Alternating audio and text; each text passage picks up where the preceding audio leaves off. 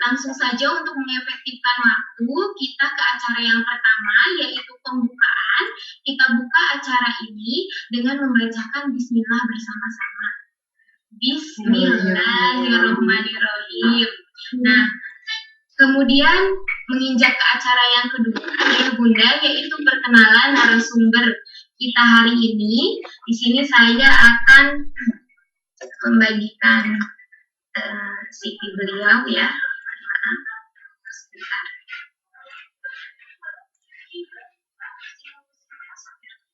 Mohon maaf ada kesalahan teknis.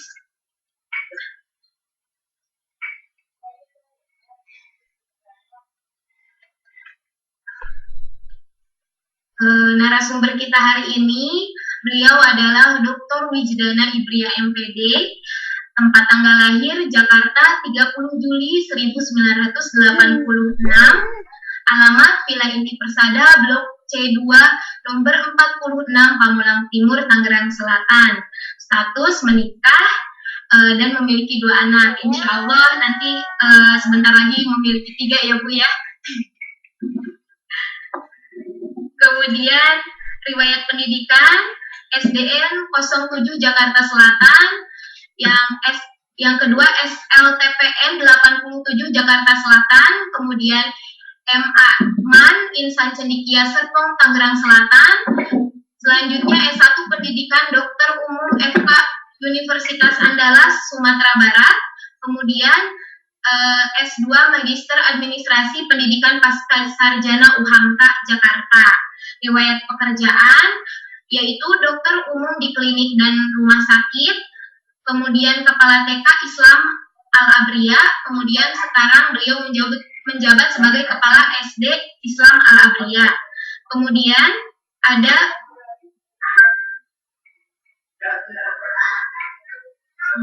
sebentar ada kendala lagi. Kemudian riwayat seminar dan workshop di bidang pendidikan yang pernah beliau ikuti itu ada banyak sekali ya. Di sini ada yang dicatat itu ada 22. Salah satunya ada beliau pernah mengikuti pelatihan PPWT Al-Falah tahap 1 sampai tahap 6 ya di sini. Kemudian workshop memahami dan menangani masalah anak, kemudian workshop menulis sebagai bagian dari profesionalisme, kemudian ini yang terakhir seminar membangun anak sesuai fitrahnya. Itulah perkenalan ya dari narasumber kita hari ini. Kemudian menginjak acara yang ketiga yaitu pemaparan materi. Ya, pemaparan materi mengenai tips anak dan orang tua bahagia belajar dari rumah. Untuk mengefektifkan waktu, saya persilahkan beliau untuk memaparkan materi. Silahkan Ibu Mina. Ya, terima kasih Bu Sinta. Ya, izin share materinya ya.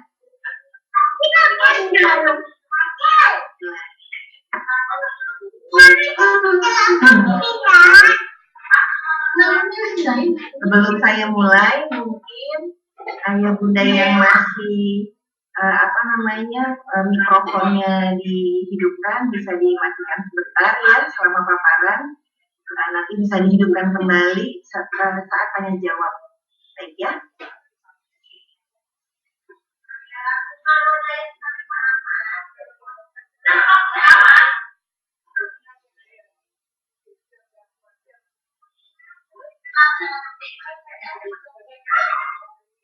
Ya. Bismillahirrahmanirrahim. Assalamualaikum warahmatullahi wabarakatuh. Waalaikumsalam warahmatullahi wabarakatuh. Alhamdulillahirabbil alamin. Assalatu wassalamu ala Rasulillah wa ala alihi washabihi wa mawala amma ba'd. Yang saya hormati pengurus Yayasan Nada Fatani, yang saya hormati Ibu Kepala TK Islam Al-Abriya, Ibu Nurminah Adia SPDI, yang saya hormati Komite TK dan SD Islam Al-Abriya beserta jajarannya, yang saya hormati para orang tua siswa TK SD Islam Al Agriyah dan hadirin yang berbahagia. Alhamdulillah hari ini kita diberikan nikmat banyak sekali ya, mulai dari nikmat sehat, nikmat iman gitu ya, kemudian juga waktu yang sangat berharga, yang merasa sangat berharga sekarang ini untuk bisa berkumpul dalam majelis ilmu. Nah, mudah-mudahan Allah memberkahi majelis ilmu ini, amin.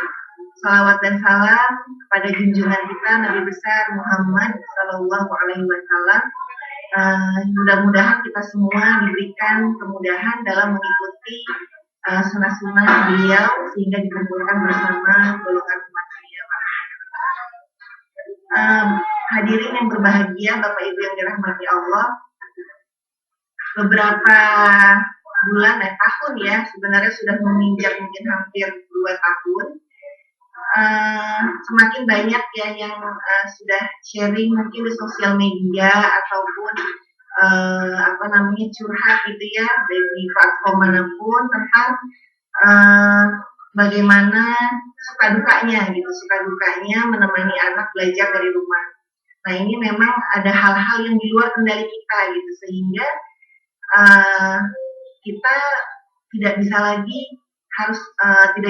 mengeluh gitu. Kita yang harus mengkondisikan, kita yang harus setting lingkungan kita di sekitar kita yang harus mengubah diri kita sendiri supaya kita termasuk menjadi orang tua yang bahagia, walaupun harus belajar dari rumah, supaya orang tua yang bahagia ini juga menularkan kebahagiaannya kepada anak yang butuhnya belajar, yaitu belajar dari rumah.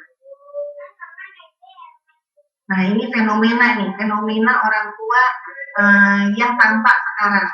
Ya, jadi setelah hampir 2 tahun itu mulai kelihatan ada pengelompokan. Ini yang di gambar 1, ini orang tua yang kekurangan bekal. Jadi sebelum terjadinya pandemi, tidak cukup bonding yang dibangun dengan anak, tidak cukup aturan-aturan yang dicicil ya, yang dibangun secara bertahap dengan anak. Karena memang biasanya sebelum 6 tahun itu sudah mulai bisa aturan-aturannya diperkuat, dan begitu juga masuk SD aturan semakin kuat sehingga anak akan lebih mudah ya dengan fleksibilitas yang semakin berkurang gitu. Kemudian juga ada mungkin pengendalian emosi ya, batasan-batasan yang loss begitu saja sebelum pandemi akan semakin susah saat pandemi ini, di saat sumber daya yang kita punya terbatas. Nah, kemudian ada lagi kelompok orang tua yang memanfaatkan waktunya sebelum pandemi. Dia bisa atur pemakaian screen time, kemudian dia bangun kreativitas anak sehingga anak memiliki sifat qanaah, kreatif, walaupun tidak ada gadget bisa bermain dengan bahagia. Kemudian juga rutinitas yang sudah mulai dibangun, dialog yang sudah sangat baik gitu. Walaupun tentu saja dialog ini nanti semakin bertambahnya dewasa anak akan butuh pengulangan, akan butuh penguatan gitu. Wajar ya kita sebagai orang tua kadang lagi kuat nih, lagi bagus gitu, lagi eling, nggak disadar lah ini gitu kan, nanti pas lagi terlena kayaknya anak tuh udah anteng aja nih, kita akhirnya sibuk sama aktivitas kita sehari-hari, terus akhirnya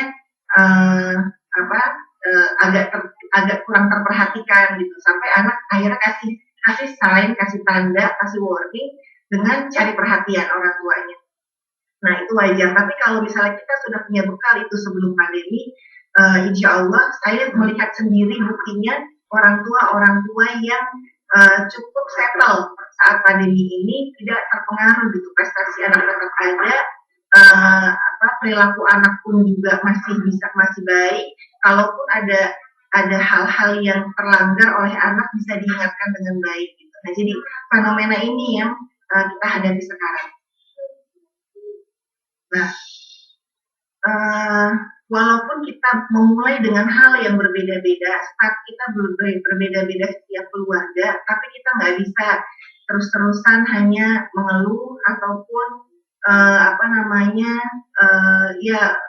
curhat yang atau berpikir negatif ya, pesimis gitu, negatif thinking gitu, dengan hal-hal yang sekarang kok berubahnya drastis, ada gap yang jauh, yang tadinya bisa ini itu sekarang jadi nggak bisa, yang tadinya aktivitas yang menyenangkannya banyak kok sekarang pilihan aktivitas menyenangkannya sedikit gitu.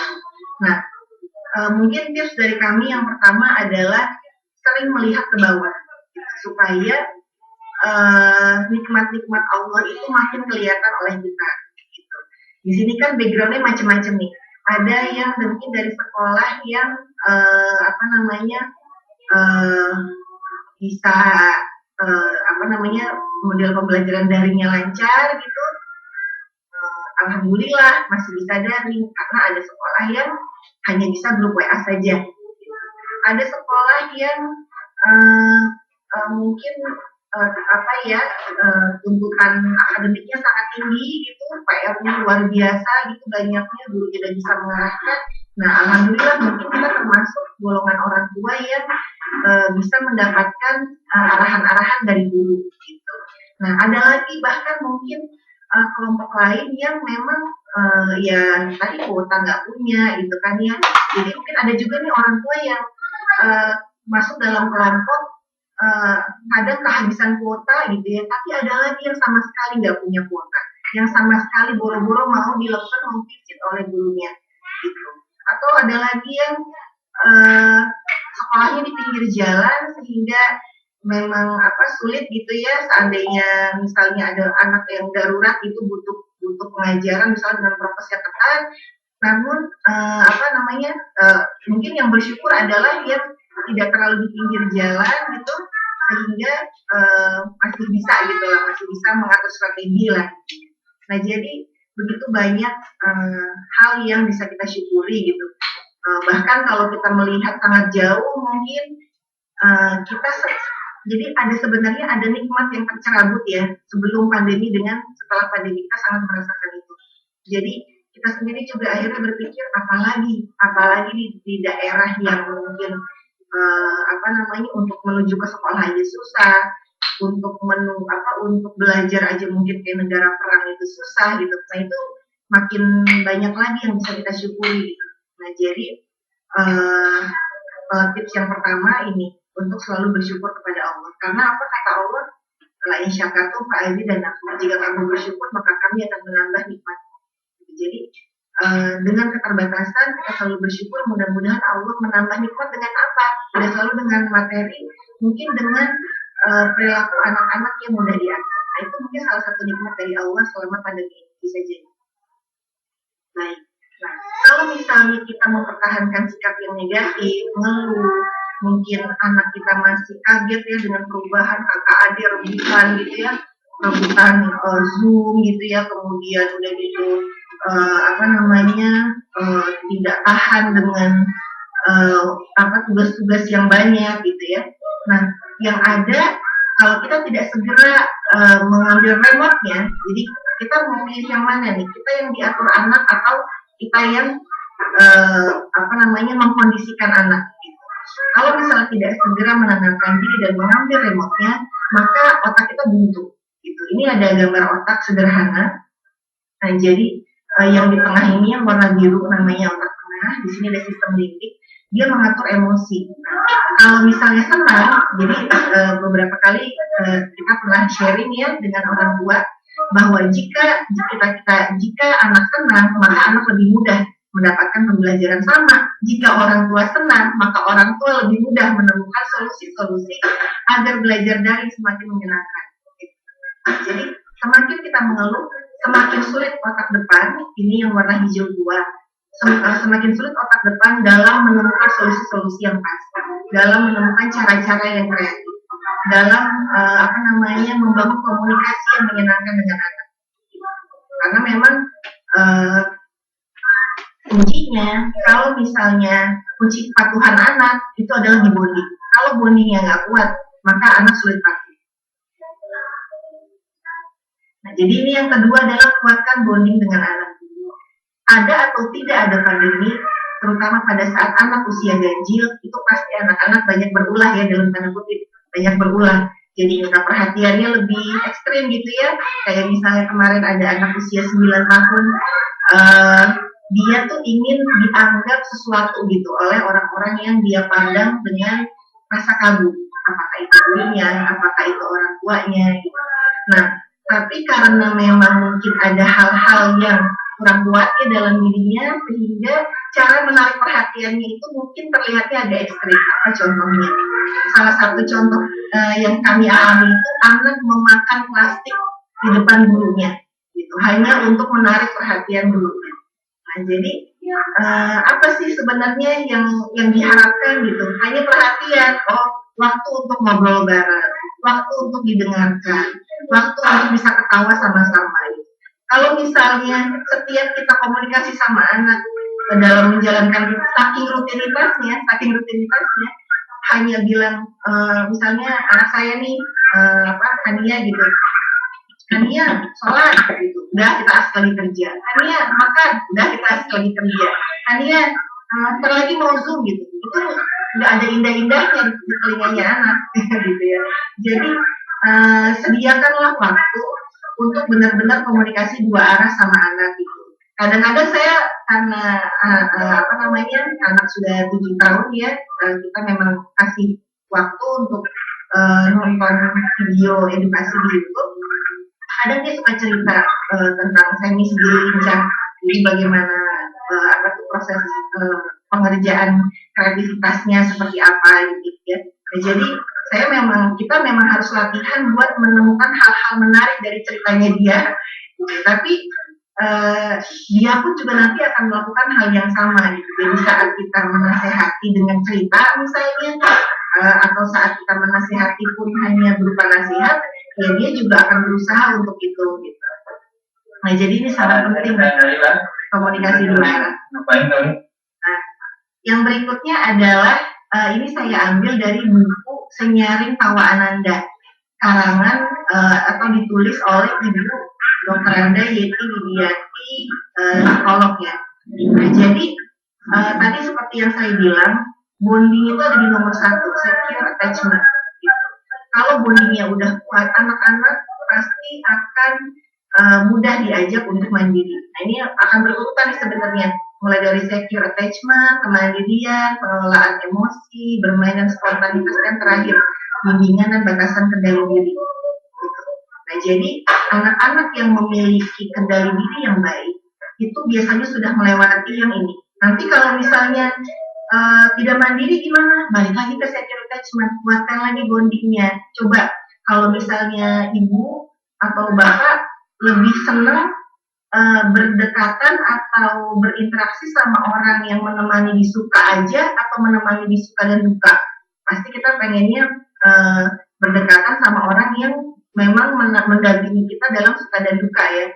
Sama juga sama anak gitu.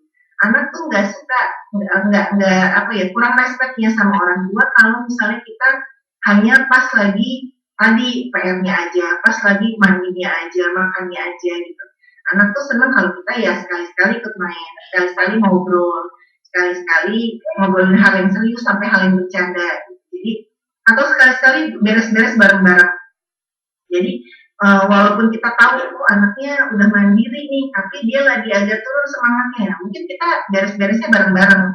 Jadi walaupun udah di atas 7, hal-hal ini sebenarnya tarik ulur aja gitu. Nah, begitu juga seterusnya. Kemudian yang tips yang ketiga adalah manajemen waktu. Nah, di tips yang ketiga ini saya paham ya dengan ya tadi kebijakan masing-masing sekolah juga, berapa banyaknya tugas dan seterusnya. Nah, ini silakan terutama untuk anak yang 7 sampai 12 ya, saya rasa sudah saatnya itu diajak bareng-bareng sama-sama ngeliat jadwal gitu ya, mungkin sehari sebelumnya atau berapa hari sebelumnya, terus berapa tugas yang harus dikerjakan gitu. Kemudian dengan dibagi jumlah hari, berapa kira-kira jam yang perlu terpakai. Nah, kalau di sekolah karena memang tadi prinsipnya kalau kita ingat kembali ke slide otak yang tadi saya bagikan, kan harus menyenangkan. Nah, jadi sehingga pagi hari itu emang nggak bisa mumet gitu. di apa latihan, kita latihan untuk bisa membuat pagi itu menyenangkan gitu, hal-hal yang bisa disiapkan sebelum apa dari yang sudah yang bisa disiapkan dari malam disiapkan ya, bajunya ya, misalnya cemilannya misalnya ya, untuk sela-sela Zoom itu gitu. Kemudian juga apa namanya, tugasnya sudah dibicarakan, ini ada 12 tugas nih untuk 5 hari misalnya, atau untuk 7 hari. Sebaiknya sih yang namanya rutinitas itu dilakukan Senin sampai Minggu, ayah bunda. Jadi anak itu tahu bahwa itu penting dan jadinya tidak terasa terbebani gitu. Sama kan kayak sholat itu, kita 5 kali sehari, setiap hari gitu, dan dengan jeda-jeda. Nah jadi ya begitu juga gitu. Kalau misalnya anak yang dulunya kan belajar misalnya di sekolah jam 7 sampai jam 2, kemudian ternyata sekarang harus begini ya, tidak seperti dulu yang ada guru yang mengatur gitu. Nah berarti sejauh mana nih anak waktu belajarnya gitu.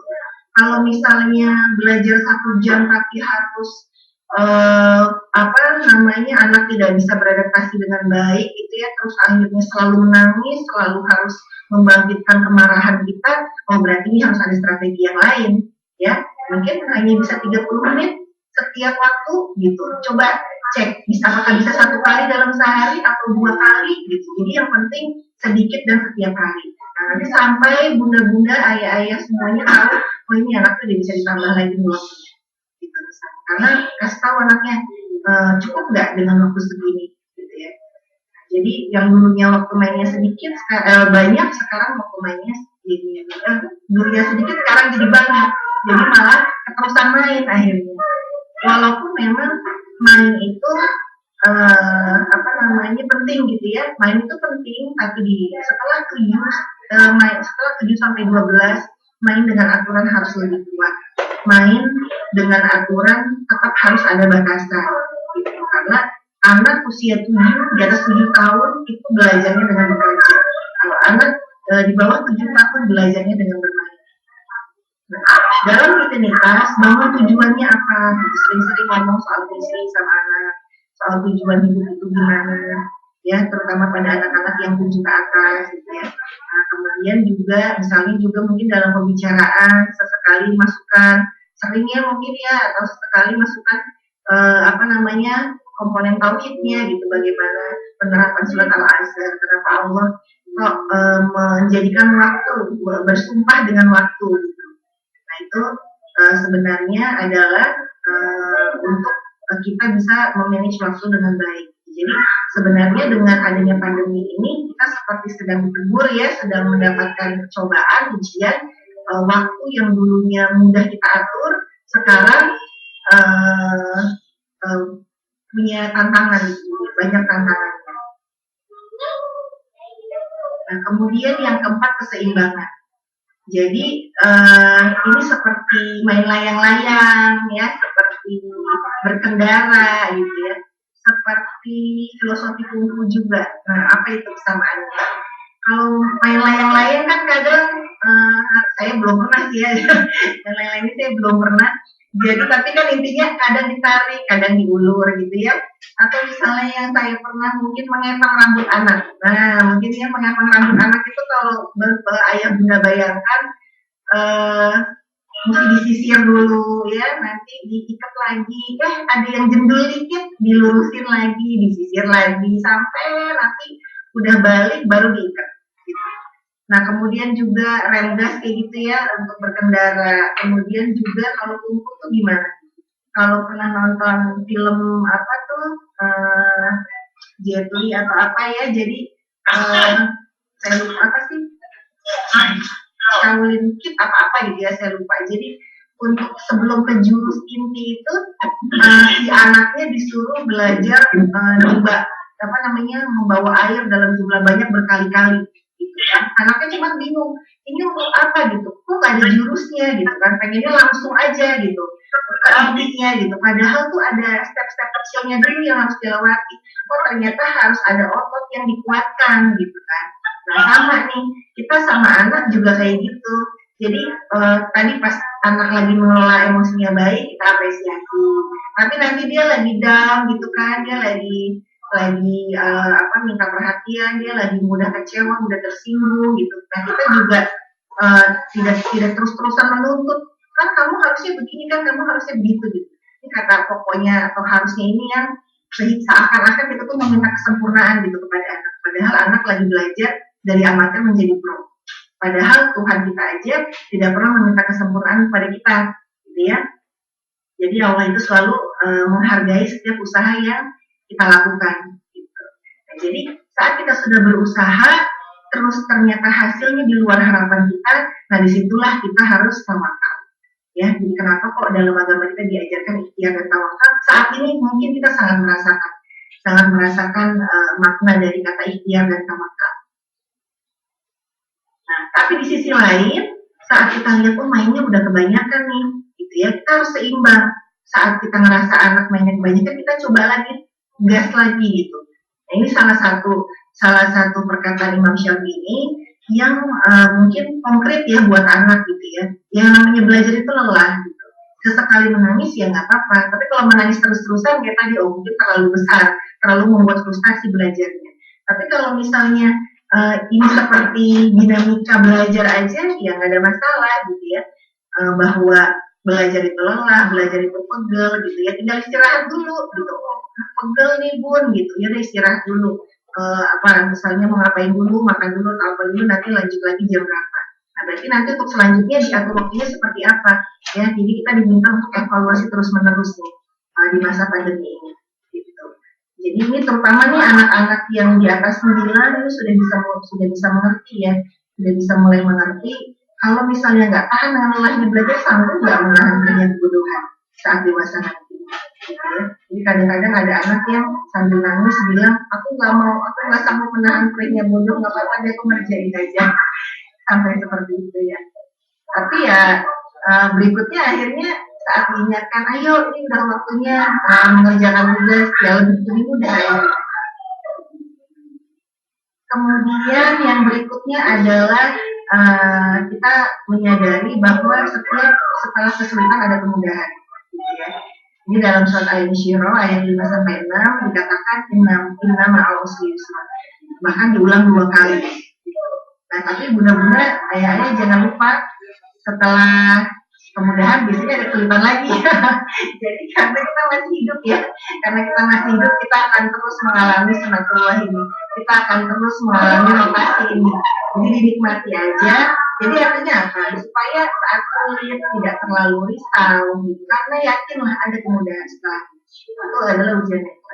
Tapi setelah ujian juga jangan terlalu gembira, karena setelah itu biasanya ada ujian baru yang akan kita hadapi. Nah, ini pernah saya dapat dulu saat belajar di Al-Falah ya, bahwa kata al-usri yang artinya kesulitan dan yusro yang artinya kemudahan itu dalam analisis kosakata Arabnya itu sendiri sudah penuh filosofi, sudah penuh hikmah. Karena kata yang diawali dengan alif lam ya pada al-usri itu terbatas. Sedangkan kata yang tidak diawali dengan alif lam seperti yusro itu banyak.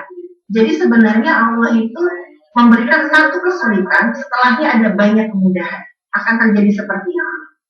Jadi itu artinya begitu banyaknya nikmat. Kembali lagi ke sana ya, ke nomor 1. Begitu banyaknya nikmat yang harus disyukuri. Supaya kita merasa dada kita ini nggak sempit. Supaya kita merasa dada kita ini lapang.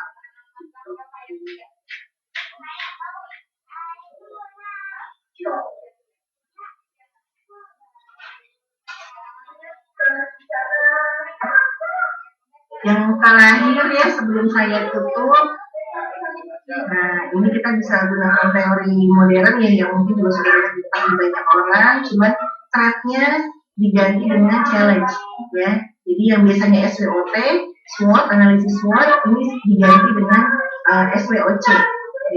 Nah jadi bisa jadi dengan analisis ini berbeda-beda setiap keluarga, gitu. Tapi ini secara general aja bahwa dengan pandemi ini sebenarnya kekuatannya adalah komunikasi dengan anak. Ya, jadi tadi dua arah, terus lebih banyak komunikasi yang terbuka ya, bukan yang menuntut gitu. Kemudian juga opportunity-nya apa gitu, walaupun anak itu tidak bersentuhan langsung dengan guru, tapi ini jadi momen, jadi jendela kesempatan orang tua itu melihat langsung interaksi nyata guru dengan anak gitu. Ini opportunity buat orang tua, tapi parkir buat gurunya karena gurunya jadi ditampangin terus tiap jam ya. Nah, jadi opportunity buat orang tua ini sebenarnya sesuatu yang sangat baik ya, karena jadi kelihatan gitu. Jadi dan ini juga akan memperlihatkan kadang anak bisa merespon hal yang berbeda. Jadi memang masalah perbedaan kepribadian antara di luar dan di rumah itu tidak selalu masalah secara medis gitu, tapi juga bisa memang karena stimulusnya berbeda gitu. Jadi kenapa kok anak kalau di rumah begini, di sekolah begini gitu. Coba perhatikan respon itu keluar setelah anak mendapatkan stimulus apa gitu. Jadi kita nanti bisa mengamati dan mengevaluasi diri kita. Kenapa kok kalau sama guru misalnya kok lebih nurut, tapi kalau misalnya sama saya gitu misalnya kok anak nggak nurut gitu. Apa perbedaannya? Harusnya itu bisa dilihat ya. Dan begitu juga anak dengan teman. Jadi ini adalah pengalaman berharga. Nah kemudian weakness-nya apa nih? Ada yang weakness-nya manajemen waktu. Ada yang orang tua manajemen waktunya bisa kok gitu. Mau dia kerja, mau dia di rumah gitu ya. Ini masalah tidak masalah dengan statusnya, tapi kepandaian dalam mengenali kulit lagi. Gitu. Nah kemudian challenge-nya ada mengelola emosi. Nah, jadi ini tadi masalah mengelola emosi balik lagi ke standarnya kita. Jadi mutu itu baik, tapi memang mutu yang mana dulu yang kita prioritaskan. Kalau misalnya mutu pekerjaannya kita harus sempurna, tapi anaknya jadinya tidak mengerjakan sendiri, terus udah gitu secara emosi tertekan gitu ya, berarti pekerjaannya direndahkan dulu mutunya, tapi emosinya dulu misalnya yang kita buat agak tinggi, artinya dibikin menyenangkan. Nah saya rasa itu dulu orang awalnya. Selanjutnya mudah-mudahan kita bisa terlibat dalam diskusi, dalam percakapan yang hangat ya. Baik, mohon maaf bila ada kesalahan pemaparan dari saya. Assalamualaikum warahmatullahi wabarakatuh. Waalaikumsalam warahmatullahi wabarakatuh. Luar biasa sekali ya pemaparan yang luar biasa dari Ibu Wina. Nah, mungkin nih udah banyak pertanyaan-pertanyaan dari bunda-bunda, dari ayah bunda ya. Boleh, insya Allah kita akan membuka sesi tanya jawab, 2 sesi. Kemudian satu sesinya terdiri dari 3 pertanyaan. Nah, baik, barangkali ada yang mau disampaikan, boleh Bun, disampaikan secara langsung atau melalui chat, nanti saya bantu. Kemudian kita buka saja ya sesi pertama dari tanya jawab, terdiri dari 3 pertanyaan. Silahkan ayah bunda yang mau bertanya.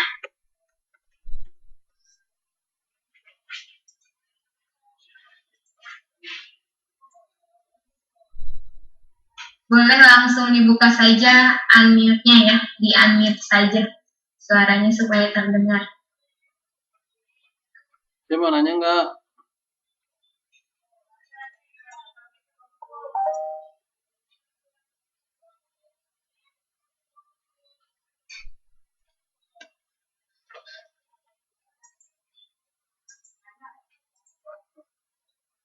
Nyalain video. Suara.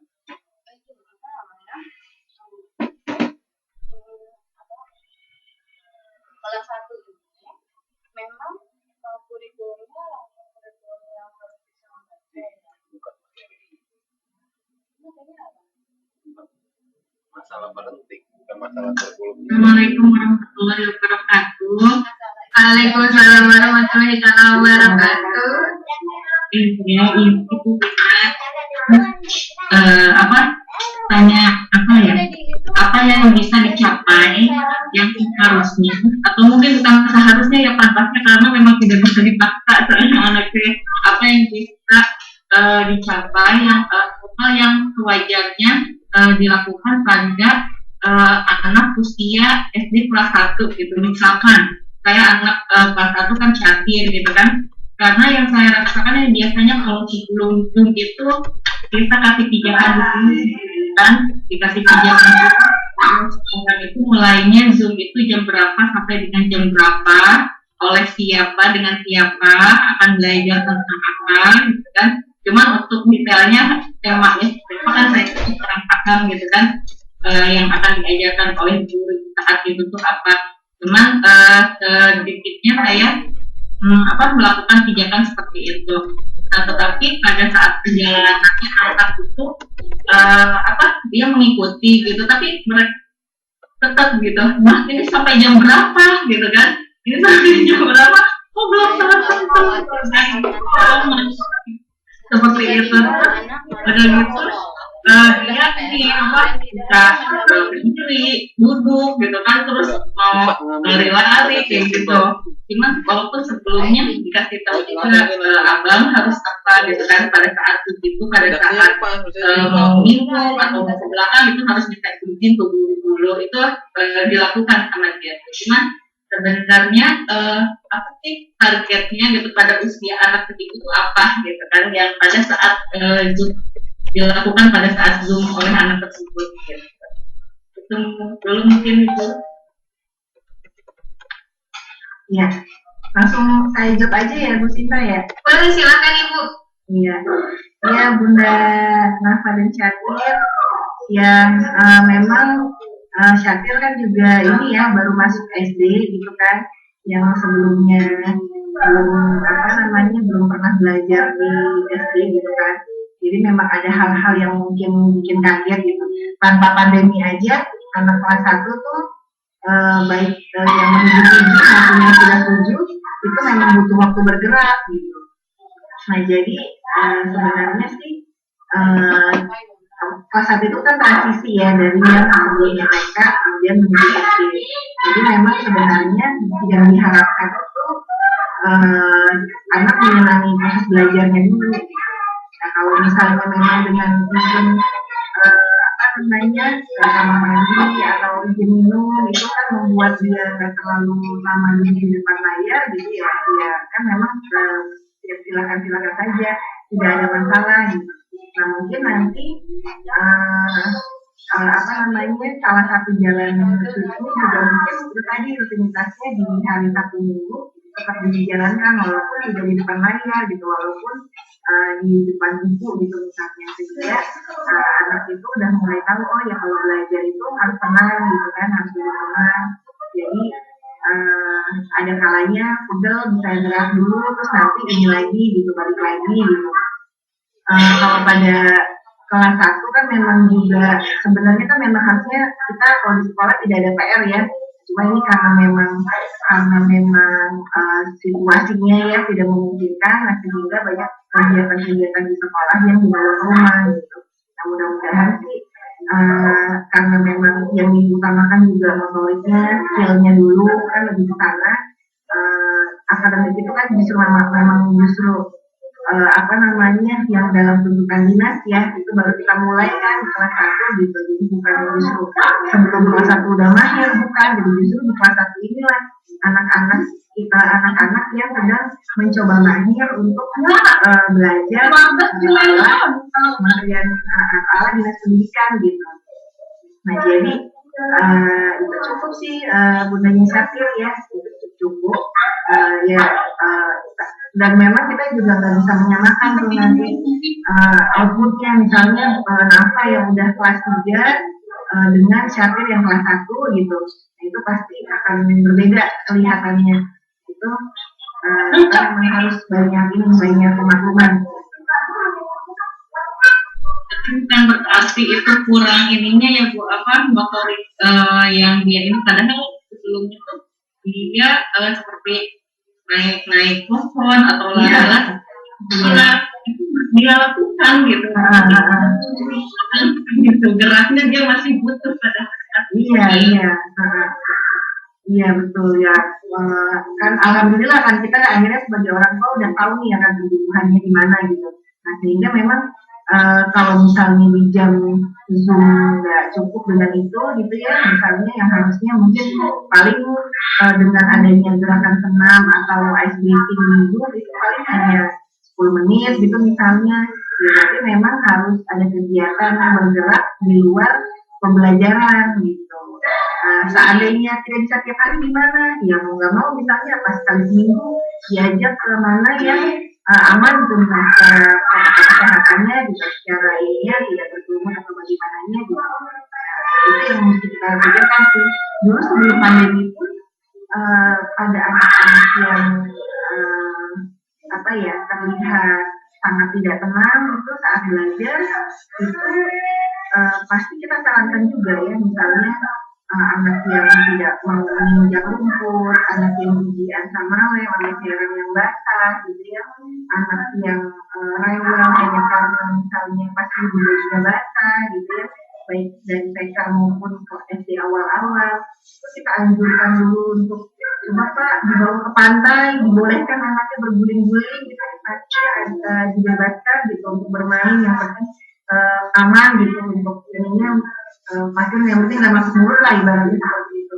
Nah sebelum pandemi saja seperti itu gitu. Apalagi saat pandemi, jika memang alhamdulillah kita bisa melihat kebutuhan anak seperti itu, ya mau tidak mau memang sesekali harus dibawa ke tempat-tempat yang anak-anak itu memungkinkan gitu, untuk melakukan gerakan-gerakan yang tadi dimaksudkan gitu. Berarti memang harus lebih ini lagi di stimulus itunya ya Bu ya. Karena memang saat itu kan tidak ini ya, ini tidak tercukupi. Begitu belum. Sama-sama sudah hadir. Alhamdulillah sudah terjawab ya Bun ya. Alhamdulillah, ini ada pertanyaan dari chat dari Bunda Husna Bu, katanya Assalamualaikum, izin bertanya, anak saya usia 6 tahun, kemudian mohon maaf, saya scroll. Anak saya usia 6 tahun, sekarang kelas 1, masih belajar baca, belum lancar membaca, tapi metode belajarnya menganggap muridnya sudah bisa lancar membaca, dan terjadinya anak saya jadi sering ketinggalan. Mohon advice-nya Bu. Oh ya, itu ya, salah satu ya, ya, Bunda Husna. Jadi memang pada modul ya, jadi pada modul kelas 1 itu memang butuh banyak bantuan dari orang tua untuk membacakan gitu. Karena memang anak kan tadi belum bisa membaca gitu ya. Nah, tapi makanya di sekolah selalu ada sesi diskusi WA itu diperuntukkan orang tua yang kesulitan dalam mendampingi anak, jadi bisa bisa terus terang sama gurunya saat membutuhkan bantuan lebih gitu untuk menerapkan tugas yang diinginkan gitu. Nah jadi di samping itu kita tetap ini misalnya kan saya sering lihat ya Bundanya Husna tuh suka menemani ini ya, membaca buku cerita gitu ya. Itu juga bisa dilengkapi dengan kegiatan jurnal juga gitu, sehingga apa yang dibaca dituangkan dalam bentuk gambar gitu ya, kemudian dituliskan kosakatanya. Nah mudah-mudahan itu memang ini kan baru sejak bulan Juli ya, ini kan baru 1 bulan nih. Nah insya Allah masih ada waktu, masih banyak waktu untuk bertahap mendapatkan kemampuan itu gitu. Jadi di awal rasanya seperti sering ketinggalan karena memang secara tidak langsung seperti kita ada perbandingan gitu ya dengan temannya. Nah karena memang Bunda masuk ke Zoom melihat sendiri bagaimana anak kita dengan teman-temannya, sehingga secara tidak sengaja terbandingkan gitu. Nah, tapi kalau misalnya kita melihat diri anak kita sendiri, membandingkan kemampuan dia sebelumnya dengan kemampuan dia yang sekarang, insya Allah pasti ada penambahan kemampuan gitu. Jadi Jadi tetap diapresiasi, dan untuk masalah hal yang tadi menambah kemampuan dalam hal bacanya misalnya, itu bisa dikomunikasikan sama gurunya. Insya Allah, karena memang sekolah kan tetap harus memberikan yang diminta pemerintah seperti apa seperti ini, tapi kita juga tidak meninggalkan orang tua dengan kemudian tentang caranya. Insya Allah kalau ini dilakukan secara rutin, kegiatan literasi yang tadi bisa dilakukan secara rutin ada di rumah, itu lama-kelamaan anak-anak akan bisa menyesuaikan diri. Jadi seperti yang tadi saya sampaikan ke Bunda Syakir, bahwa memang di kelas 1 ada transisi. Nah, transisi ini gapnya beda-beda nih pada setiap anak. Gitu. Ada anak yang secara ketenangan sudah lebih dapat, tapi mungkin untuk pengetahuan kosakatanya misalnya masih terbatas, jadi masih 2 kata.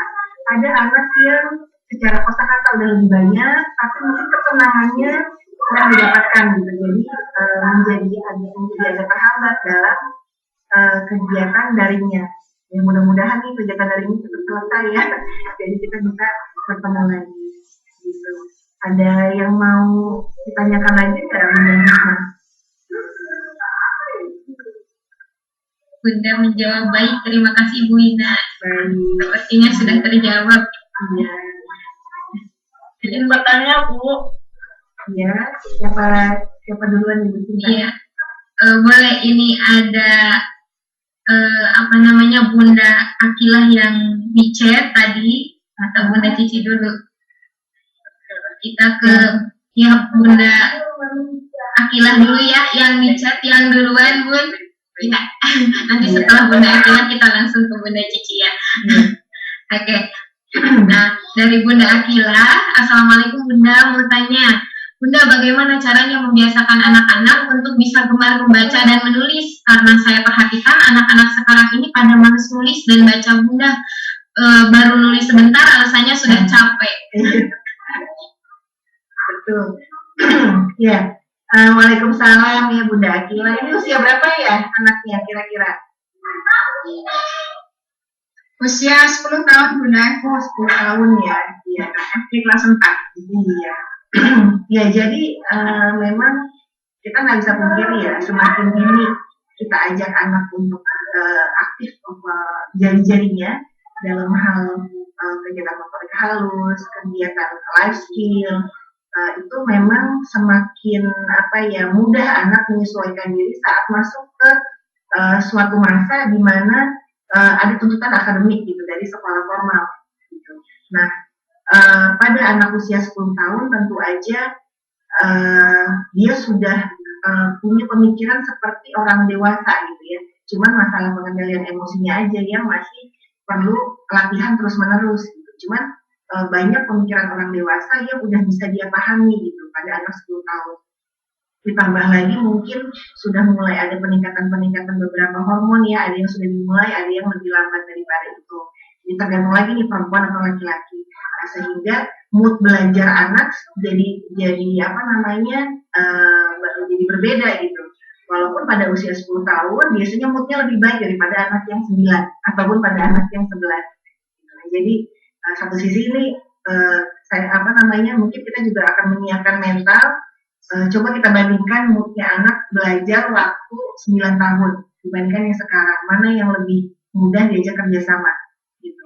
Nah, kemudian bagaimana caranya membiasakan anak-anak. Jadi walaupun tadi saya bilang anak ini TK nih sebenarnya gitu ya, tapi bukan calistung dengan drilling ya gitu. Tapi bila sudah 10 tahun gimana? Ya tetap saja kita tetap lakukan dari manapun kita bisa start, dari manapun kita bisa mulai. Memang ujung-ujungnya tetap teladan. Jadi kalau kita merasa hobi membaca itu baik, hobi menulis itu baik gitu, ya maka kita juga tunjukkan bahwa kita pun juga menyenangi kegiatan itu gitu. Jadi walaupun cuma 1 halaman, walaupun cuma 1 lembar, itu tetap kita perlihatkan gitu. Kalau pada anak TK bahkan ini dibahasakan gitu, misalnya Bunda lagi baca buku nih, judulnya ini. Jadi bukannya pamer, tapi hanya untuk memberitakan fakta kepada anak bahwa orang tuanya juga melakukan hal yang sama dengan dia. Dan dia pun nanti akan menggunakan kemampuan itu yang akan bermanfaat saat dia lebih besar. Nah, kalau misalnya untuk menulis, ini juga sama nih. Jadi sebenarnya peran menulisnya yang juga diajak terus gitu. Ini kan perlu diobservasi dulu ya, perlu didata dulu. Apakah anaknya termasuk yang senang membuat karya misalnya, atau misalnya terlibat dalam kegiatan rumah tangga gitu. Nah itu sangat penting untuk membiasakan jari-jarinya supaya tidak mudah capek gitu. Dan kemudian juga sambil ada dialog-dialog yang banyak itu baik dari sisi agama ya, bahwa sebenarnya memang pendekatan anak dari sisi agama itu lebih mudah sebenarnya.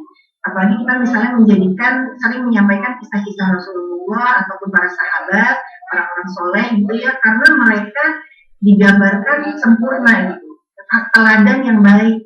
Susah kalau misalnya kita pamer atau misalnya menceritakan benar lu kuat begini, benar lu kuat begitu. Anak melihat kelemahan kita, anak udah pernah melihat kelemahan kita. Jadi saat kita dalam tanda kutip pamer tentang diri kita, anak mungkin ada denial gitu, enggak, ya mungkin anaknya tuh menolak gitu, menolak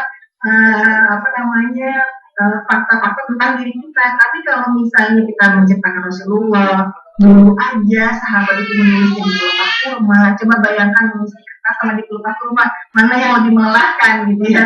Terus kemudian kita misalnya pernah menceritakan kisah yang Imam Syafi'i, kemudian Imam Syafi'i aja bilang kayak begini loh, walaupun belum pernah ketemu orangnya, tapi anak itu mudah terlena ya, dalam tanda kutip terhipnotis gitu, dengan cerita-cerita yang ternyata dulu Imam Syafi'i ini begitu ya, ternyata dulu Rasulullah tuh begitu ya, ternyata dulu Umar bin Khattab itu mengamalkan nggak langsung hafal semua gitu, jadi hafal beberapa ayat diamalkan dulu sampai hatam baru ini lagi. Nah jadi dialog-dialog seperti itu yang menjadi inspirasi bagi anak-anak sangat dibutuhkan. Itu makanya tadi saya bilang kuatkan bonding, kuatkan dialog. Jadi kalau misalnya setiap ketemu anak cuma ngomongin itu lagi, ya mandi lagi, ya makan lagi, ya sholat lagi, ya tugas lagi, itu anak udah hafal. Sehari itu kata-kata yang keluar dari mulut kita tuh bakalan apa gitu. Tapi kalau misalnya kita sendiri baca kisah-kisah inspiratif, kita cerita sama anak, nah itu mudah-mudahan jadi inspirasi buat dia. Karena tadi nih anak 10 tahun sudah lebih kritis ya, sudah lebih berpikir seperti orang dewasa. Nah, tapi tidak, ini adalah sesuatu yang tahunan. Jadi pada anak TK saja untuk menjadi bisa gemar membaca itu butuh waktu tahunan, mungkin 3 tahun, bulanan sampai tahunan ya. Bulanan mungkin udah bisa dilihat tuh efek-efeknya.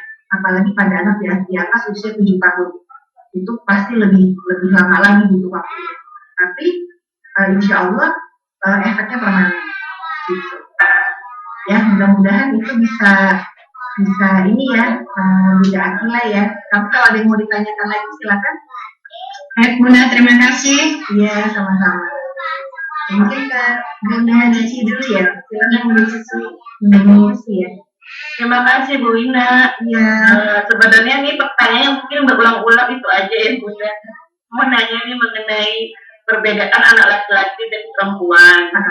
Saya kebetulan anak saya laki-laki semua pun, dan saya merasa perbedaan gitu loh. Saya waktu kecil kayaknya tuh umur masuk SD itu sudah bisa belajar sendiri gitu loh. Belajar sendiri, memegang sesuatu, apalagi waktu kita kecil kan nggak punya, sudah bisa menjalankan kewajiban cuci piring gitu kan, masak nasi, nyapu, itu udah jadi kewajiban kita kecil. Cuman anak sekarang kan beda Bu.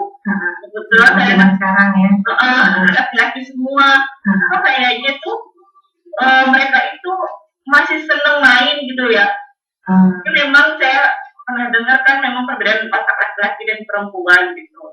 Kita pengen tahu bagaimana mengukur terhadap anak laki-laki ini khususnya, wah ini masih baiklah, masih normal gitu, apa harus kita bagaimana biar takutnya nanti kalau kita terlalu kasih toleransi dia akan ketinggalan sama anak perempuan gitu kan. Bagaimana dia mengukurnya, karena memang terasa berbeda sekali. Kayak anak teman saya kan yang perempuan kalau ngerjain tugas malah suka, apa gimana kalau laki-laki karena nego dulu, ntar aja mah aku Ini untuk mengukur masih kita toleransi apa kita harus wah nggak bisa nih harus kita ngarahin apa kita udah kita harus orang tua biar apa gimana gitu sih. Iya. Baik. Iya. Nah ini kan mungkin dirasakan saat pandemi ini ya Bu. Iya, sama Soalnya bunganya WFH kan. WFH juga terus anaknya udah Ma aku bosan Ma kenapa sih harus sekolah katanya gitu sedang protes terus apalagi kami kemarin kan mengalami COVID satu keluarga. Iya. Jadi Mursi itu udah protes ya Ma aku udah nggak sekolah udah nggak main ternyata aku bisa kena. Jadi saya akhirnya kan ya namanya takdir Allah jadi balik aja lagi. Iya. Ada ini perubahan dan sebagainya itu aja jadinya. Iya. Nah jadi memang kita terasa seperti ini memang karena membandingkan dari kondisi sebelum pandemi dengan kondisi saat pandemi. Nah itu gitu. Dan begitu juga saat kita sharing sama teman-teman gitu ya, ya kebanyakan dari kita pasti mau nggak mau akan menceritakan yang terlihatnya tuh yang baik-baiknya aja gitu Bu.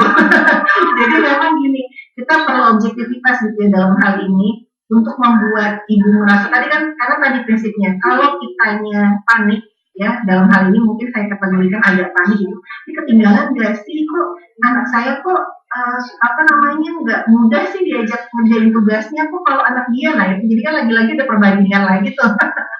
Nah saat kita membandingkan tuh membuat panik gitu jadinya.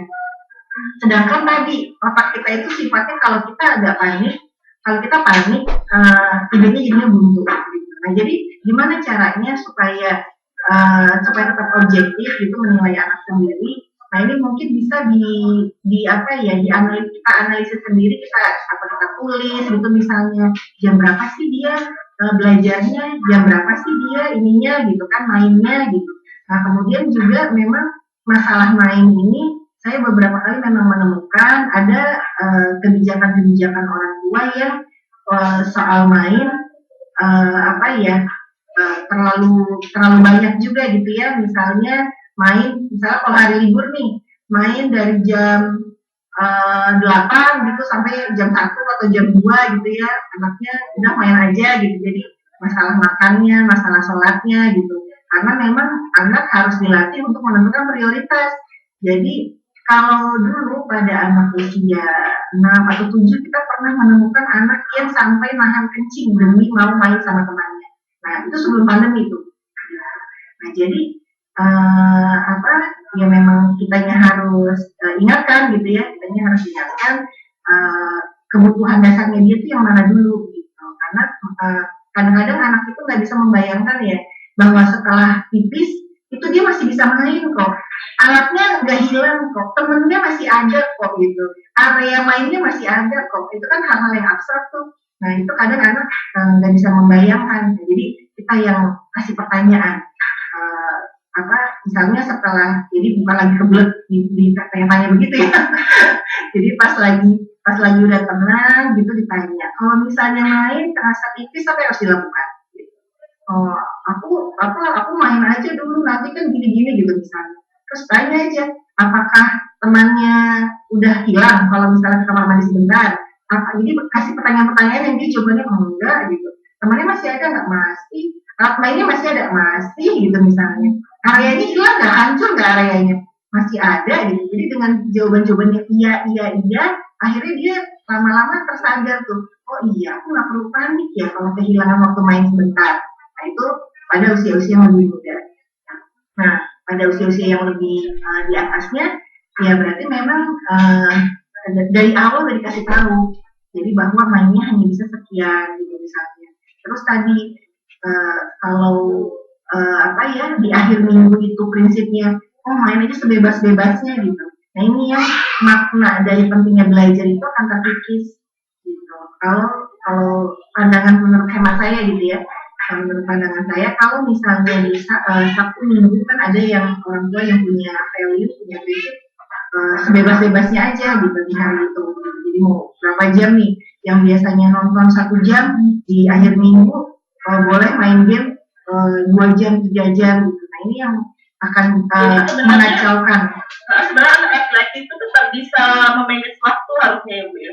Iya tetap bisa kok gitu. Cuma memang kebutuhan geraknya memang mungkin lebih besar gitu. Gitu Pak. Jadi Tapi arah iya, dan jadi memang misalnya tulisannya jadi lebih jelek daripada anak perempuan gitu kan, karena memang motoriknya. Tapi ada di sekolah yang tulisannya bagus ya, anak kelas 4 Iya, ada tulisannya bagus. kalau si kursi ini tipikalnya kita harus di samping dia duduk. Kadang-kadang kan masih nyambi-nyambi gitu kan. Tapi kadang-kadang yang saya tahu lah kurang udah mau saya tinggal ini, ya udah mama ke Bandung ngurus adiknya. Kita selesai gitu loh. Iya, ya, jadi makanya jadi memang kitanya kayaknya harus atur siasat ya Bun ya.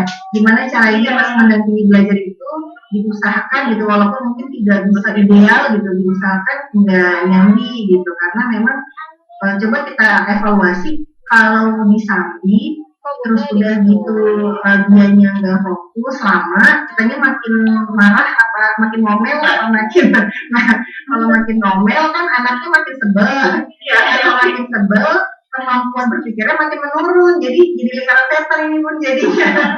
Jadi kemarin saya coba tuh ya udah harusnya semuanya udah kelar pagi-pagi tuh, jadi kita hari ini ya punya waktu 2 jam di BPR. Bagus sih Bun, 2 jam itu banyak. Iya, saya bilang itu maksimal. Pokoknya setengah jam udah selesai dia. Iya, itu dibahasakan tuh Bun sama anak, diapresiasi, dibahasakan. Oh ternyata kalau kamu ngerjain 30 menit di jam segini tuh ternyata cepet loh ngerjainnya gitu. Oh berarti nanti berikutnya kita di jam-jam segini aja. Gitu juga. Makanya saya tuh apa namanya kalau saya merasa kami anak perempuan ya, saya tuh mama saya tuh jarang dampingin saya belajar gitu kan. Iya. Nah, bedanya juga dulu keterbatasan yang membuat kita mandiri. Justru karena banyak pelayanan di zaman sekarang itu yang membuat anak-anak jadi manja dalam tanda kutip. Gitu. Jadi nggak biasa gitu sama apa namanya kesulitan-kesulitan jadi nggak biasa. Gitu. Jadi justru sebenarnya kesulitan itulah yang membuat anak bisa bertambah kemampuannya. Kesulitan, iya, alhamdulillah. Ini sebenarnya benar-benar mungkin udah tahu ya, cuman pengen cerita aja biar lega gitu, nggak apa-apa. Mereka bisa jadi hikmah ya buat yang lain yang mendengar. Alhamdulillah sudah terjawab ya Bunda untuk pertanyaan Bunda Cici. Nah kemudian ada pertanyaan dari Bunda Arum. Assalamualaikum Bunda, izin bertanya bagaimana memberikan motivasi kepada orang tua untuk terus semangat mendampingi anak di rumah, terkhusus untuk poin kedisiplinan dan tanggung jawab. Mohon maaf Bu Guru, anaknya capek, maka tidak bisa ikut pembelajaran Zoom, atau sering saya mendengar keluhan. Mohon maaf Bu Guru, anak saya terlambat menyerahkan tugas. Nah, bagaimana memberikan motivasi? Jadi kita kayaknya sharing sesama guru ya. Iya, waalaikumsalam ya Bunda Arum. Ini sebenarnya yang kita lakukan ini sedang memotivasi orang tua ini. Ya karena benar. Jadi pertama cara memotivasinya ya ini dengan membuka forum-forum percakapan seperti ini gitu. Terus kemudian yang kedua juga kan sebagai guru itu sebenarnya kita punya pengalaman melihat sejumlah anak yang dalam jumlah banyak gitu sekaligus gitu. Beda sama orang tua, saya nih sebagai orang tua anak saya 2 yang udah sekolah formal, saya melihat 2 anak. Tapi kalau guru itu bisa jadi mungkin 10, 14, ya 28, 32 gitu ya. Dan itu ganti-ganti setiap tahunnya gitu. Nah jadi sebenarnya kita bisa memberikan waktu yang mana nih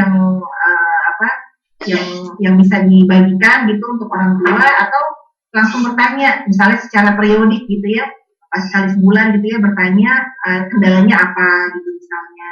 Terus atau kalau misalnya nggak bisa, kalau apakah telepon ataukah ini gitu ya, chat WA gitu ya. Sama waktu itu tahun lalu itu ada anak-anak yang agak sulit gitu mau belajar, mungkin saat ini nggak apa-apa, udah ikut Zoom dulu gitu ya, kita catat dulu. Nah nanti kita misalnya bisa video call sama anaknya, tapi bukan ngomongin pembelajaran, untuk ini aja, apa sih namanya, membangun keakraban gitu ya, membangun keakraban. Mungkin video callnya apakah berdua aja, atau kadang mungkin bisa ngajak temennya gitu ya, supaya bisa saling menyemangati.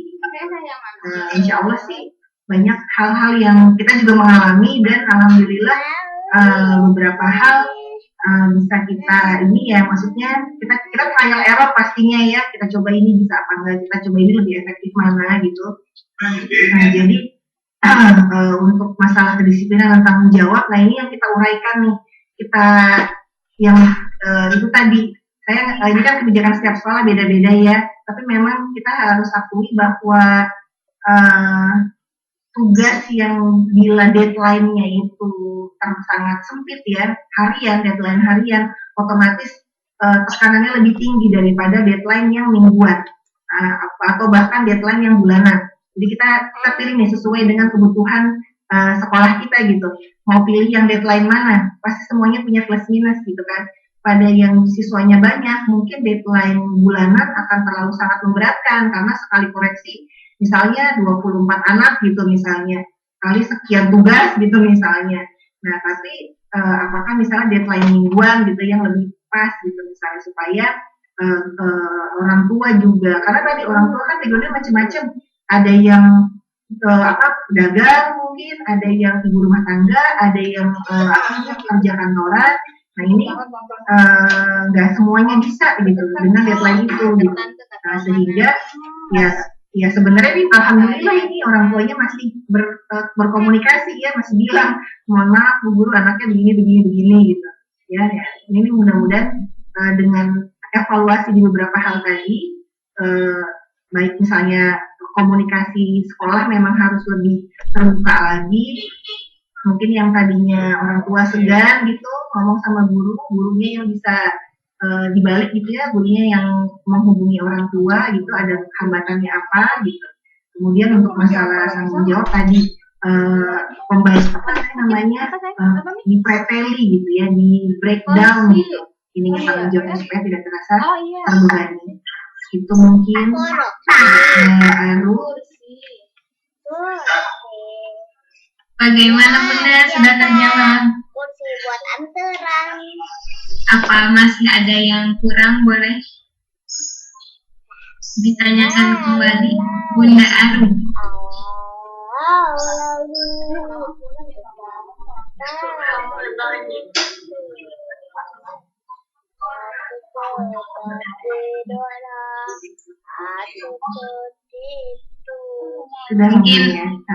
Mungkin sudah cukup ya. Barangkali ada sedikit waktu lagi untuk yang mau bertanya, Bunda, dipersilahkan. Oh ini dari Bunda Aru, insya Allah sudah terjawab Bunda, alhamdulillah.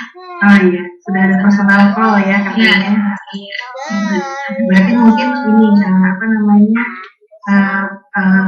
sharing pengalaman dari guru ya, jadi memang butuh tips-tips praktis ya, dari guru kepada orang tua. Masalahnya kayak gimana sih Bun gitu, jadi orang tua juga butuh terbuka kepada guru masalahnya seperti apa. Nah mudah-mudahan nanti guru juga bisa kasih beberapa tips yang bisa dicoba gitu di rumah. Iya betul, penguatan untuk orang tua. Ya, kita mengalami hal yang sama. Ya, semangat ya. Sama-sama ya Bunda. Izin bertanya. Oh iya silakan Bunda. Gimana ya meningkatkan kepercayaan diri pada anak gitu. Coba nih cari mana bayangannya. Saya sering dilihat kalau misalkan pas lagi Zoom, dia itu sering banyak diem gitu dibanding sama teman-teman yang lain gitu. Kalau misalkan ada soal apa, dia tuh menunggu giliran gurunya bertanya, baru dia mau bertanya gitu. Meningkatkan kepercayaan dirinya itu kayak gimana gitu. Iya. Baik Bunda Yusuf. Ya, ada beberapa hal ya yang bisa kita lakukan ya. Pertama sih memang kita memastikan dulu ya apa namanya komunikasinya gimana, karena kan memang dulu ada kendala bahasa ya saat pindah rumah ya dari tempat yang sebelumnya ke sekarang gitu. Jadi apa namanya waktu itu alhamdulillah itu sudah mulai teratasi gitu ya. Nah, jadi sekarang memang kadang juga ada anak yang ya apalagi dengan background seperti dengan riwayat seperti itu sehingga dia butuh waktu tuh saat cepat-cepatan menjawab gitu.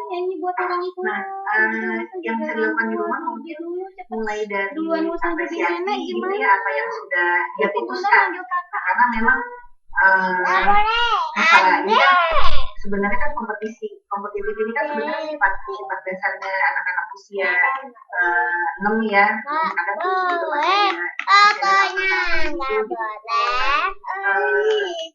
tapi memang selain masalah kompetitifnya anak memang harus sering diajak untuk membuat keputusan sendiri gitu. Ini masalah kepercayaan diri gitu ya. Jadi kalau kita sering, misalnya kalau anak nanya misalnya pakai baju apa atau apa yang harus disiapkan besok gitu ya, anak yang siapkan sendiri. Terus kemudian saat memutuskan pilihan antara dua hal gitu ya, itu dia yang putuskan gitu. Kemudian juga bahkan mengerjakan tugas pun juga misalnya mau mengerjakan tugas yang mana gitu misalnya, yang dulu gitu, yang dia rasa mudah gitu juga kita hargai gitu kan. Terus juga misalnya saat dia bicara kita ini ya kita berikan kesempatan. Jadi kadang memang biasanya daripada anak-anak usia 4 gitu ya, itu kan dia menurut saya sering memberikan kesempatan duluan pada anak bicara. Kalau dia udah saya stop dulu dengerin dia gitu, karena saya tahu kalau sabarnya dia masih rendah. Nah, semakin bertambah usianya di usia segini, kalau kita lihat orang tua yang lagi membicarakan hal yang penting, dia juga pengen ngomong, dia pengen ngomong, itu kan ketika kita pengen dia tuh mau ngomong gitu. Selain juga ada orang tua yang lagi bicara, saya bisa pegang dulu badannya sebentar, saya dulu ngomongan dulu sebentar, sambil saya pegang badannya gini, tanpa mengecilkannya, dia pengen ngomong gitu. Karena memang tadi saat di sekolah dia masih bosan gitu kan. Jadi sebenarnya saat di rumah dia pengen bicara itu kesempatan emas gitu untuk bisa mendengarkan dia berpendapat gitu. Jadi mungkin didiskusikan sama ayahnya gitu ya, supaya dalam percakapan keluarga dikasih kesempatan untuk mengungkapkan pendapatnya sendiri. Itu mungkin ya Bun ya. Nah, sisanya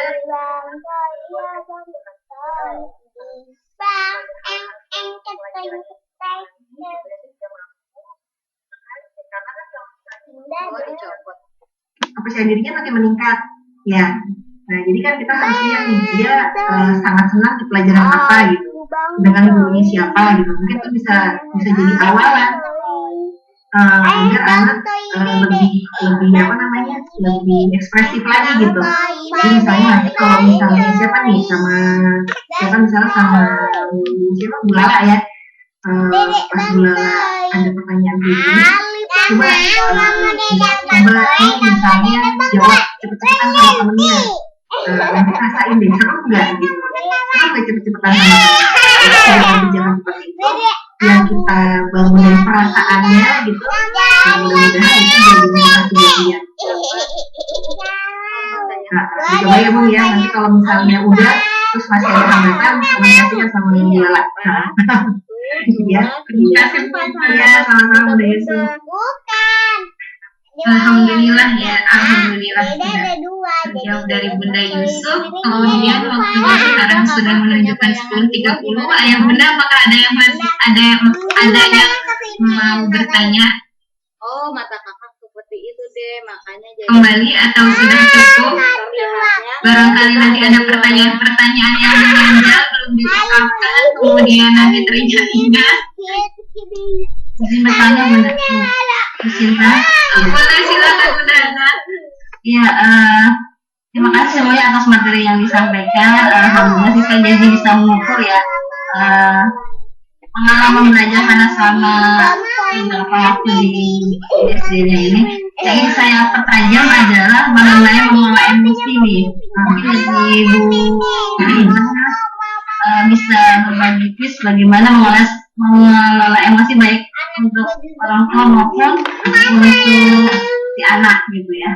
Karena sudah menjadi rahasia umum bagaimana tingkat emosi orang tua itu selama pandemi ini lumayan meningkat ya. Kalau kakak Yang kedua tuh kalau Hana sendiri kalau saya dampingi jadi ada sedikit manja ya. Jadi apa-apa kayak tergantung sama saya gitu. Tapi kalau saya lepas gitu sekali-sekali saya lihat tenang-tenang saja gitu di ruang zoomnya gitu. Itu gimana tuh? Saya melihat itu kayak gimana gitu. Mungkin bisa dijawab, bisa dibantu jawab. Baik, Bunda Hana. Jadi tadi masalah pengelolaan emosi ya. Tadi kalau misalnya kita ingat slide tentang 5 kebutuhan dasar yang tadi saya ambil dari bukunya Ibu Widiati ya, tentang secure attachment, ada kemandirian dan seterusnya. Nah, jadi sebenarnya memang pertama juga emosi itu emosi yang negatif ya, ekspresi emosi yang negatif seperti marah, ngambek, tantrum gitu ya, itu muncul saat dia merasa keluar dari zona nyamannya. Nah, sehingga zona nyamannya ini harus kita perluas gitu. Nah, gimana cara memperluas zona nyaman? Memang dengan memberikan kesulitan-kesulitan gitu. Nah, gimana caranya supaya dia saat melakukan kesulitan itu mau berjuang gitu kan, bedanya juang balik lagi ke secure attachment. Balik lagi ke dasarnya, ke secure attachment gitu. Nah, jadi saat dalam bullying itu kita mungkin bisa banyak dialog, banyak cerita, berkegiatan bersama gitu ya, misalnya sambil bikin apa tuh kan di sosial media lagi banyak ya walaupun istilahnya kan Hana punya kakak adik ini ya, mungkin nanti silakan diatur gitu ya situasinya, mana yang bisa bareng-bareng gitu, yang aman gitu. Jadi dalam kegiatan yang dia sukai itu kita bisa sambil sharing, dulu tuh pengalaman masa lalunya kita itu bisa jadi nostalgia kita, itu bisa jadi hal yang menarik buat anak. Nah, kemudian juga cerita-cerita gitu ya, membaca buku atau banyak hal lah, time-nya kita sama anak yang memperkuat diri. Nah, sehingga anak akan lebih mudah diarahkan untuk melakukan kemandirian. Nah, saat dia sudah dengan dia mandiri, itu kan dia jadi punya kompetensi gitu. Ditambah lagi harus kita apresiasi, sehingga anak jadi tahu, oh ternyata saya terapi ya kalau beres-beres, oh ternyata saya misalnya terampil ya misalnya menggambar, oh ternyata terampil ya dalam memotong sayuran gitu misalnya. Banyak hal-hal yang kita bikin spesifik sehingga anak jadi tahu kelebihannya dia apa. Nah, dengan tahu kelebihannya apa, percaya dirinya meningkat, daya juangnya sehingga bisa dilakukan lebih banyak. Nah, sehingga zona nyamannya itu jadi makin besar rentangnya. Nah, sehingga dia tidak mudah rewel, tidak mudah gelisah saat ada sesuatu yang menang gitu. Nah, kemudian juga itu dari sisi anak kan, dari sisi kitanya juga itu tadi kita membandingkannya apple to apple enggak gitu. Kalau misalnya kita bandingkan dengan kakak adiknya ya susah juga, karena walaupun dari rahim yang sama saja kecerdasan anak pasti berbeda-beda, karena apa yang kita lewati saat hamil kakaknya dengan saat hamil dia atau saat hamil adiknya itu pasti berbeda. Jangankan buku yang kita baca, jalan yang kita lewati aja, berapa banyak yang berinteraksi dengan kita, bagaimana respon emosi kita saat berinteraksi dengan orang-orang yang kita temui saat hamil pertama, kedua, ketiga, itu pasti berbeda dan menimbulkan kemampuan yang berbeda gitu dalam kita merespon. Apalagi sudah spesifik misalnya ke kemampuan misalnya saat hamilnya anak ini misalnya kemampuannya sudah lebih dari 3 kali, itu pasti berbeda kemampuan anaknya dibandingkan dengan kakaknya yang memang udah kakak gitu.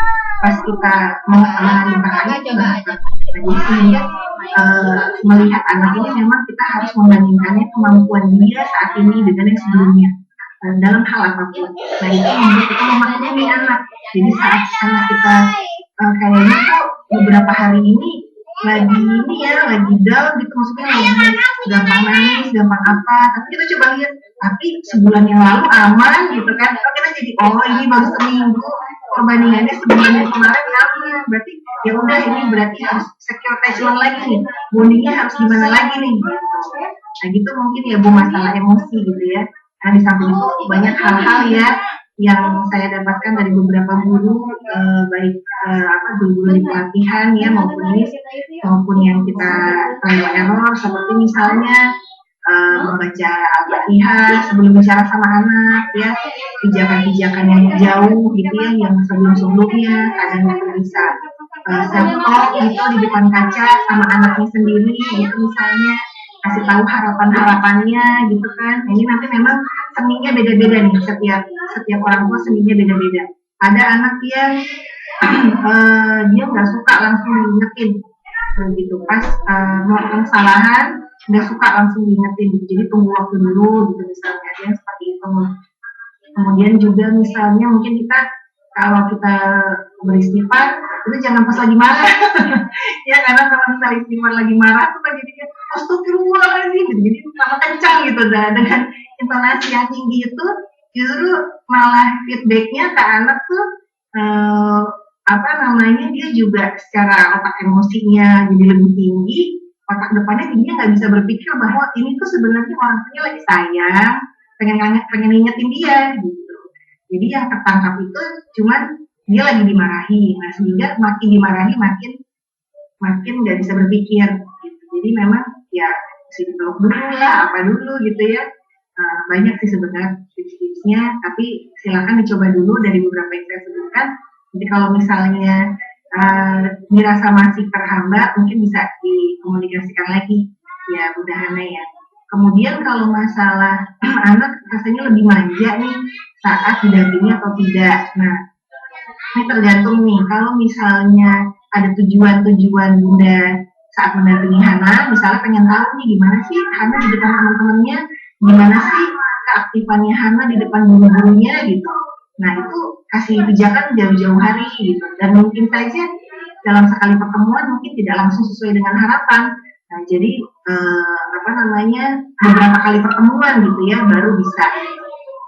Jadi saat dia terasa manja itu sebenarnya ya lagi cari perhatian gitu ya, lagi pengen mengharapkan respon yang berbeda gitu dari ibunya gitu. Mungkin karena kan selama ini mungkin ada aktivitas-aktivitas yang membuat ibunya sibuk nih. Nah terus saat didampingi gimana gitu. Nah bagaimana kita bisa menerima anak apa adanya saat hal-hal yang nggak sesuai sama standarnya kita. Mudah-mudahan bisa bisa diterima ya Bun. Mudah-mudahan bisa. Iya. Terima kasih Bu Dahana. Ya, Bunda, terima kasih. Alhamdulillah Bu, ini ada pertanyaan terakhir Bu ya. Ini jadikan terakhir ya Bu ya. Karena waktunya sudah lewat. Nah, ini ada pertanyaan dari Ayah Yusuf. Assalamualaikum Bu, seberapa seringkah ayah harus berkomunikasi dengan anak sedangkan ayahnya itu kan sedang tugas di luar kota seperti itu? Kalau tidak sering, apakah akan berdampak kepada anak? Atau komunikasi ibunya atau teman sepermainannya bisa mewakili gitu Bu, komunikasi antara komunikasi dengan ayahnya seperti itu? Iya.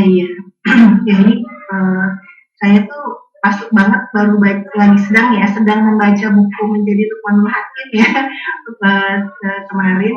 Ya jadi memang kalau misalnya kita lihat dari hikmah-hikmah cerita dari seperti Nabi Ibrahim ya tadi ya kan seperti Rasulullah sendiri juga gitu ya, selalu setiap meninggalnya satu pegangan hidup Rasulullah itu selalu ada penggantinya gitu. Nah, jadi memang perlu ada figur-figur yang kuat gitu di hidupnya anak. kalau misalnya alhamdulillah anak masih memiliki orang tua yang lengkap, walaupun di sini misalnya ada hambatan ayah harus keluar kota gitu, ya usahakan saat sedang tidak bertugas di luar kota itu memiliki kegiatan rutin yang menyenangkan gitu dengan anak. Dan itu sebenarnya juga kadang yang mudah-mudahan tidak termasuk yang begini ya. Artinya gini, kadang ada yang sekali dia bertemu mungkin jalan-jalan gitu ke mana gitu ya, yang nginep di hotel mana gitu, tapi mungkin komunikasinya tetap tidak hangat gitu ya, sehingga si anak pun tidak merasakan itu sebagai pengorbanan orang tua dalam hal membangun kedekatan gitu. Jadi sebenarnya yang paling baik itu komunikasi yang hangat, mau di tempat manapun ya, walaupun cuma misalnya beli es krim di Indomaret gitu misalnya, tapi kalau ada komunikasi yang hangat itu sebenarnya lebih berefek gitu pada anak gitu. Nah terus juga kalau misalnya saat sedang tugasnya mungkin bisa dikasih pijakan sebelumnya, ini ayah akan keluar kota gini-gini, nanti ayah bakal kangen misalnya sama kakak, ini ya video call ya sama ayah gitu misalnya pada jam-jam tertentu gitu. Kita juga minta maaf kalau misalnya ada kadang jadwalnya tidak bisa gitu misalnya, itu ungkapkan permintaan maaf supaya anak merasa memang dihargai, keberadaannya itu memang diharapkan gitu. Nah mungkin itu sih. Jadi kalau dibilang jadi gini, memang frekuensi penting, tapi bilang dengan orang ayah bisa ada tiap hari di rumah, tapi kalau tidak ada komunikasi hangat maka ayah seperti tiada gitu ya. Jadi frekuensi yang hangat, frekuensi plus kehangatan yang sangat penting gitu. Jadi bukan hanya frekuensi tok aja gitu. Terus apakah komunikasi ibu dan teman-teman sepermainnya bisa menggantikan? Ya tidak bisa gitu. Bagaimanapun ayah punya peran sendiri. Kalau dalam hukum jadi Luqmanul Hakim kalangan Pak Adrian Rusfi itu dikatakan bahwa ayah itu adalah memang penanam karakter anak mau bisa berbeda dengan temannya. Jadi supaya tidak mudah ikut-ikutan sama temannya. Jadi apa? Artinya diharapkan saat misalnya kalau teman-temannya misalnya ngebully, dia ikutan ngebully nggak? Dia tahu nggak kalau bully itu nggak baik? Teman-temannya misalnya merokok, dia ikut-ikutan nggak merokok? Teman-temannya nauzubillah ya misalnya narkoba, dia akan ikut-ikutan nggak? Dan begitu juga seterusnya gitu. Jadi ayah itu sebenarnya menanamkan ego. Beda dengan egois ya. Kalau egois itu kan mementingkan diri sendiri. Tapi kalau ego itu percaya diri bahwa dia boleh berbeda. Yang penting sesuai dengan syariat agama. Nah gitu. Nah itu sebenarnya tugasnya ayah tuh sebenarnya. Gitu. Tapi kita nggak bisa pungkiri ada keluarga yang tidak seberuntung ini. Ada keluarga yang ayahnya mungkin di mana gitu ya, ayahnya nggak berperan atau bagaimana. Tapi Allah tahu gitu ya, ada keluarga yang seperti ini, ayah tidak mampu memerankan tugasnya dengan baik, sehingga ibu yang harus menggantikan, pasti Allah balas dengan perilaku anak yang baik yang sesuai dengan harapan ibu. Itu hadiah bagi ibu yang menggantikan tugas ayah.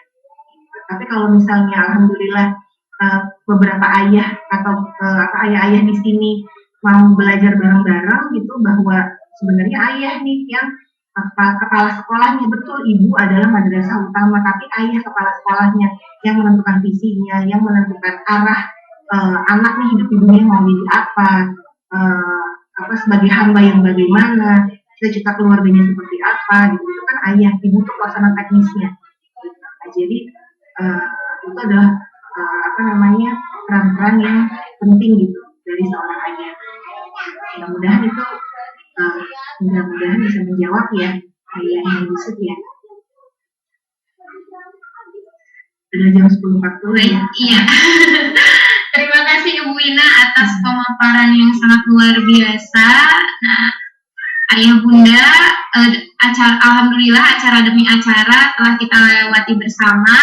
Saat ini kita berada di puncak acara, yaitu penutupan. Kita tutup acara ini dengan membacakan hamdalah bersama-sama. Alhamdulillahirabbil alamin. Ya, terima kasih Ayah Bunda atas kehadirannya dan partisipasinya. Semoga apa yang didapat hari ini bisa diterapkan di rumah. Kita sama-sama belajar, sama-sama berjuang dalam menghadapi keadaan pembelajaran yang saat ini seperti ini. Harus bisa menerima, harus bisa berjuang ya, berjuang sama-sama. Bunda-bunda dengan guru-guru saling bekerja sama. Terima kasih. Mohon maaf atas segala kekurangannya. Saya tutup. Wassalamualaikum warahmatullahi wabarakatuh. Waalaikumsalam warahmatullahi wabarakatuh. Terima kasih Bunda. Terima kasih. Terima kasih Bunda. Semangat. Sama-sama. Ya.